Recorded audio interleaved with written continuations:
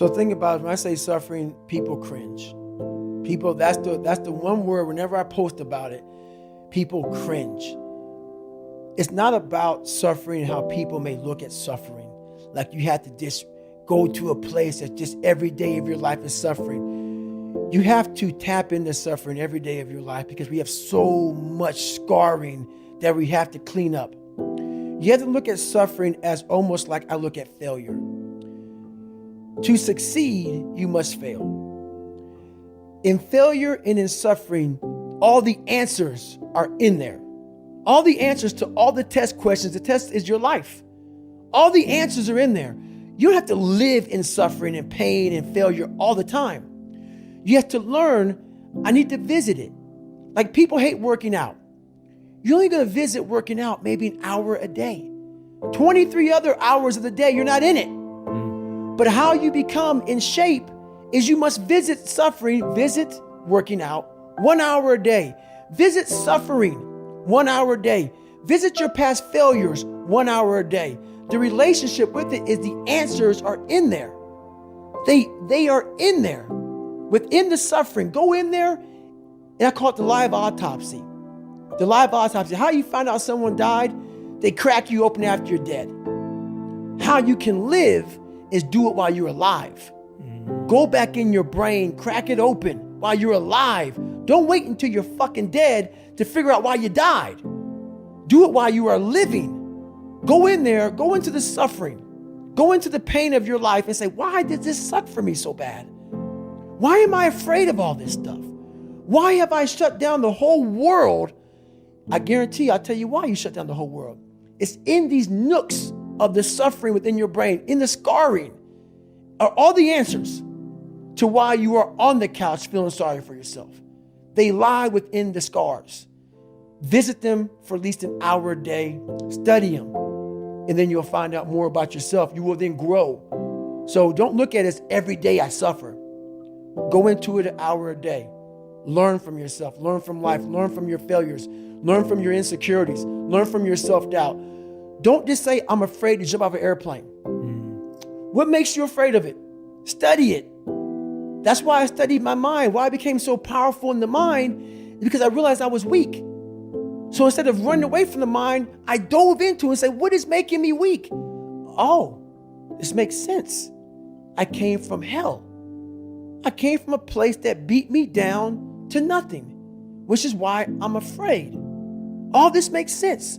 So systematically, one by one, I went back and met every single person in my mind, every situation. I went one-on-one with them again in my mind and said, okay, let's now revisit this. And that's how you do it. That's how it works. You have to be very aware of the conversation you're having while you're doing it, because your mind chooses the path of least resistance. Your mind has the ultimate tactical advantage over you. It knows what scars you. It knows your fears. It knows your insecurities, and it protects you. Which is why I talked about the 40% rule in my book. The 40% rule is all about the brain has the tactical advantage over you. It knows, and it keeps you away from all that. That's why it says, don't jump out of an airplane. Don't go in the ocean where there's sharks. It's a protective mechanism. Don't go back to the place where your dad beat the shit out of you in your mind. Don't go back. The brain protects you, but protects you so much, it doesn't allow growth. So the brain is an amazing thing, but the brain controls you. You must control it. You must take power over your own mind, or your mind will guide you into all the soft places that your brain wants to live in. Your brain has enough information. It doesn't want to go through that process of mind hardening. It doesn't want to do that. I got to remember what time I got to be here, what time I got to be there. This is where I want to stay. I'm peaceful. It wants to stay very peaceful and away from scarring. So that's what it is, man. You find yourself when you're not comfortable. When you're not comfortable on a daily basis. And that's how I started to grow. Like I said about the mind, it wants to put you in that nice 72-degree temperature with everything right there. It wants to be in that nice with a little massage therapist. That's where your mind wants to be. Doesn't want to be, and we're going to talk about Hell Week. So it doesn't want to be in Hell Week. In Hell Week, I was in 3 of them. I finished 2 of them in 1 year. Only person to ever do that in SEAL history. There's been people who have gone through a couple of hell weeks, but in like 5 years, 6 years, 7 years, 8 years. I was in 3 in 1 year. They say it takes off 3 to 5 years of your life. So Hell Week is 130 hours of continuous training. You might get 2 hours of sleep. And what it does is it's designed to break a man down to the parts where, like I talk about the surface, how I was fixing the surface. If you only fix the surface, you will never get through Hell Week. Because what it does, it starts to bring out these demons.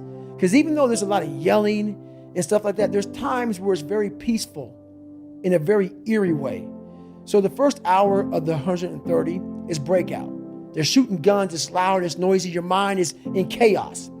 When your mind's in chaos, you can't think. So you're having fun. Yeah, this is great. Yeah, we're in Hell Week, we're Navy SEALs, or trying to be Navy SEALs, we're badasses. Then what they do, and I don't even think that they understand what they're doing, but I studied the mind.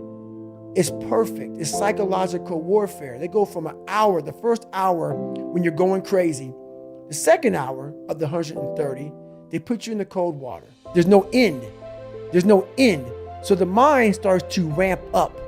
So you're sitting there, it's quiet, no one's yelling at you, you hear the ocean, and you're freezing.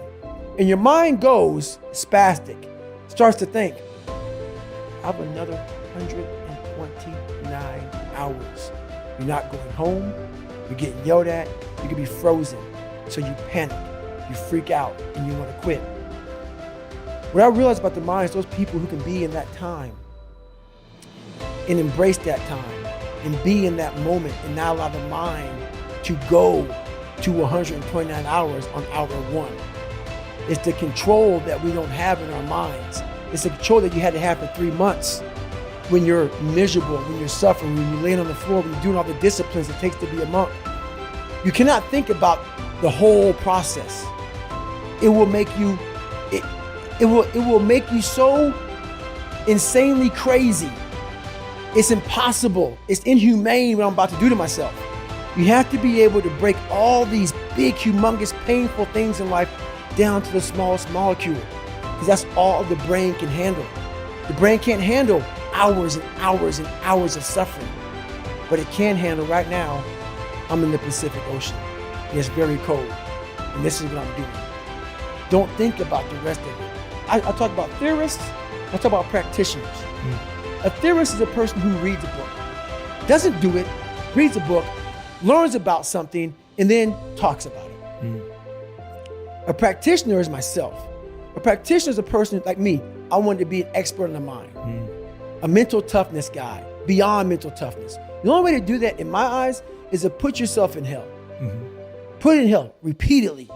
Repeatedly put yourself in hell and study how you process it. And that's how I was able to come up with all these different ways, all these different tools to slow the mind down in hell. Because the mind just speeds up. The mind wants to get out of the painful situation, the suffering. It can't process it. So that's what I realized by going through all these different processes of being in hell weeks. If you don't think about yourself, there's no pain. Which can also lead to pain later on in your life. But in these moments when you're struggling, if you are a true leader and you're worried about your men or women beside you, your mind doesn't care how cold you are anymore. Your mind's only worried about taking care of the men and women beside you. So I started realizing, man, if I take care of these cats and I let them right in the worst moments, my mind is no longer thinking about, you're miserable, David Goggins. Get the hell out of here. You're thinking about, how was John? How was Andy? How was Sam? How was Pete? Hey, how you guys doing? You're not thinking about me. So there's so many things you can do to get outside your own head to then allow your body to just be like, hey, we're just a machine. But you have to let your mind be able to process all these different tactics to do that. Take a different vantage point in life. When you are in the hell, you can't see the beauty of being in it when you're in it. Get on top of that mountaintop in your mind. Get on top of that mountaintop and look down on what you're doing. You can see a whole different world. That world is beautiful, but you gotta get a different vantage point in the suck. Don't be in it. Spiritually, get out of it. Get that soul. Look down on what you're doing. Be amazed by the process of where you're at now and where you came from.